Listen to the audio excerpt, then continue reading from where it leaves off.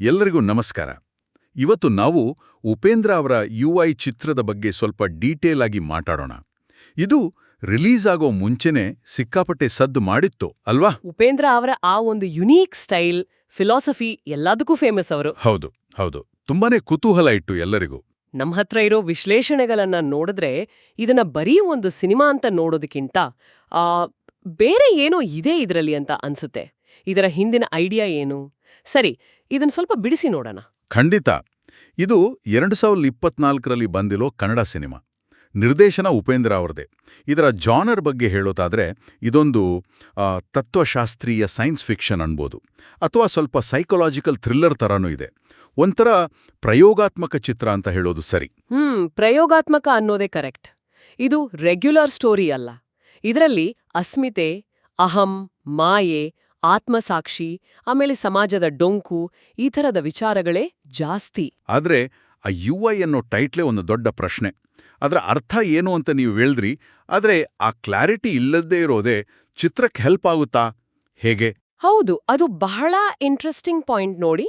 ಟೈಟಲ್ನ ಅರ್ಥವನ್ನ ಅವರು ಪೂರ್ತಿಯಾಗಿ ಎಲ್ಲೂ ಹೇಳಲ್ಲ. ಅದೇ ಅದರ ಒಂದು ತಂತ್ರ ಇರ್ಬೋದು. ಅಂದ್ರೆ ನೀನು ಮತ್ತು ನಾನು, ಯು ಅಂಡ್ ಐ ಅಂತ ತಗೊಂಡ್ರೆ ವ್ಯಕ್ತಿ ಸಮಾಜದ ಸಂಬಂಧನ, ಅಥವಾ ಯೂಸರ್ ಇಂಟರ್ಫೇಸ್, ನಮ್ಮ ರಿಯಾಲಿಟಿ ಜೊತೆಗಿನ ಕನೆಕ್ಷನ್ನ, ವಿಶ್ವವ್ಯಾಪಿ ಭ್ರಮೆ, ಅಥವಾ ಉಪೇಂದ್ರ ಇನ್ಸೈಡ್, ಹೀಗೆ ಎಷ್ಟೊಂದು ಸಾಧ್ಯತೆಗಳಿವೆ. ಓ ಹೌದು. ಸೊ ಈ ಅಸ್ಪಷ್ಟತೆಯೇ ಆಕ್ಚುಲಿ ವಾಸ್ತವ ಅನ್ನೋದು ಕೂಡ ನಮ್ಮ ಪರ್ಸನಲ್ ಗ್ರಹಿಕೆಗೆ ತಕ್ಕಂತೆ ಬದಲಾಗೋ ಒಂದು ಇಂಟರ್ಫೇಸ್ ಇದ್ದಾಗೆ ಅನ್ನೋ ಚಿತ್ರದ ವಾದಕ್ಕೆ ಸಪೋರ್ಟ್ ಮಾಡುತ್ತೆ, ನೋಡೋರನ್ನೇ ಯೋಚನೆ ಮಾಡಕ್ಕೆ ಹಚ್ಚುತ್ತೆ. ಅಂದ್ರೆ ಟೈಟಲ್ನ ಅರ್ಥ ಹುಡ್ಕೋದೇ ಒಂದು ಎಕ್ಸ್ಪೀರಿಯನ್ಸ್ನ ಭಾಗ ಆಗ್ಬಿಡುತ್ತೆ. ಇಂಟ್ರೆಸ್ಟಿಂಗ್. ಕಥೆ ಬಗ್ಗೆ ಹೇಳೋದಾದ್ರೆ ಅದೊಂದು ಡಿಸ್ಟೋಪಿಯನ್, ಹೈಪರ್ ರಿಯಲಿಸ್ಟಿಕ್ ಜಗತ್ತು ಅಂತ ಹೇಳ್ತಾರಲ್ಲ. ಹೌದು, ಅಂದ್ರೆ ಹೊರ್ಗಿಂದ ನೋಡಿದ್ರೆ ಎಲ್ಲ ಪರ್ಫೆಕ್ಟ್ ಅನ್ಸುತ್ತೆ, ಆದ್ರೆ ಒಳಗಡೆ ಎಲ್ಲ ಹಾಳಾಗಿದೆ. ಅಲ್ಲಿ ಒಬ್ಬ ಮುಖವಾಡ ಹಾಕಿದ ವ್ಯಕ್ತಿ ಬರ್ತಾನೆ, ಉಪೇಂದ್ರ ಅವರ ಪಾತ್ರ. ಅವನು ಸಿಸ್ಟಮ್ ಅನ್ನೇ ಪ್ರಶ್ನೆ ಮಾಡ್ತಾನೆ. ವಾಸ್ತವ ಯಾರ ಕಂಟ್ರೋಲ್ನಲ್ಲಿದೆ? ನಾವು ನೋಡೋದೆಲ್ಲ ನಿಜಾನಾ? ನಮ್ಮ ಬಗ್ಗೆ ನಮಗೆ ಅರಿವಿದೆಯಾ? ಈ ಥರದ ಮೂಲಭೂತ ಪ್ರಶ್ನೆಗಳನ್ನ ಕೇಳ್ತಾನೆ. ಈ ಪ್ರಶ್ನೆಗಳು ನಮ್ಮ ಈಗಿನ ಸೊಸೈಟಿಗೂ ಕನೆಕ್ಟ್ ಆಗುತ್ತೆ ಅನ್ಸುತ್ತೆ ಅಲ್ವಾ?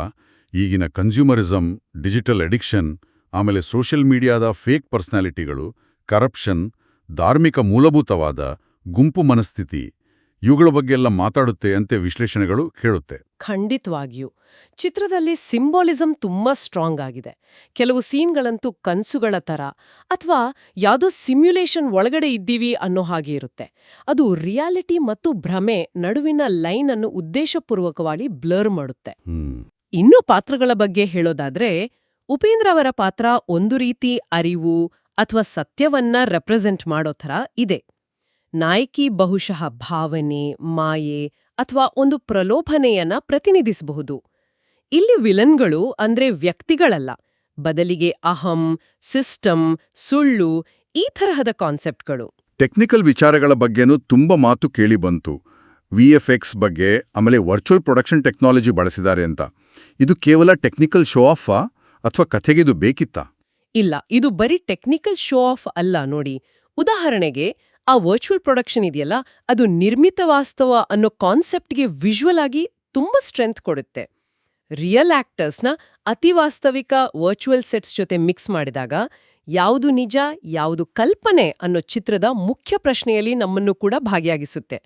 ಹಾಗೇನೆ ಅಜನೀಶ್ ಲೋಕನಾಥ್ ಅವರ ಮ್ಯೂಸಿಕ್, ಸೌಂಡ್ ಡಿಸೈನ್, ಅವು ಸುಮ್ಮನೆ ಬ್ಯಾಕ್ಗ್ರೌಂಡ್ ಅಲ್ಲ, ಅವು ಚಿತ್ರದ ಆ ಸಬ್ ಕಾನ್ಷಿಯಸ್ ಲೆವೆಲ್ಗೆ ಕೊಂಡೊಯ್ಯುತ್ತೆ.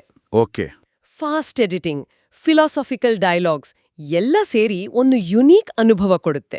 ಇಷ್ಟೆಲ್ಲ ಇದ್ರೂ ಸಿನಿಮಾ ನೋಡಿದವರಲ್ಲಿ ಒಂಥರ ಡಿವೈಡ್ ಆಯಿತು ಅಂತಾರಲ್ಲ. ಕೆಲವರು ಅಂದ್ರೆ ವಿಮರ್ಶಕರು, ಬುದ್ಧಿಜೀವಿಗಳು ಹೊಗಳಿದ್ರು, ಆದರೆ ಕಾಮನ್ ಆಡಿಯನ್ಸ್ಗೆ ಸ್ವಲ್ಪ ಕನ್ಫ್ಯೂಸಿಂಗ್ ಆಯಿತು ಅಂತನೂ ಕೇಳ್ಬಂತು. ಈ ಥರ ಆಗೋದು ಯಾಕೆ? ಪ್ರಯೋಗಶೀಲತೆನೇ ಮೆಸೇಜ್ ತಲುಪಿಸೋಕೆ ಅಡ್ಡಿ ಆಯ್ತಾ? ಇದು ಉಪೇಂದ್ರ ಅವರ ಹಿಂದಿನ ಸಿನಿಮಾಗಳಿಗೂ ಆಗಿದ್ದು ಅಲ್ವಾ? ಉಪೇಂದ್ರ, ಉಪ್ಪಿ 2ಗೂ ಇದೇ ತರಹದ ರೆಸ್ಪಾನ್ಸ್ ಬಂದಿತ್ತು.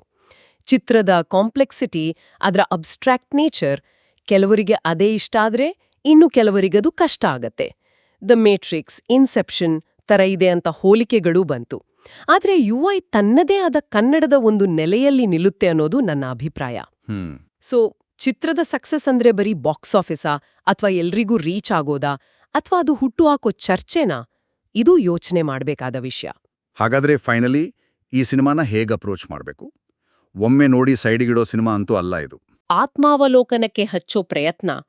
ಸಿನಿಮಾ ಅಂದ್ರೆ ಬರೀ ಎಸ್ಕೇಪಿಸಂ ಅಲ್ಲ, ಅದೊಂದು ಜ್ಞಾನೋದಯದ ಮೀಡಿಯಂ ಕೂಡ ಆಗ್ಬಹುದು ಅಂತ ನೆನ್ಪಿಸೋ ಪ್ರಯತ್ನ ಇದು.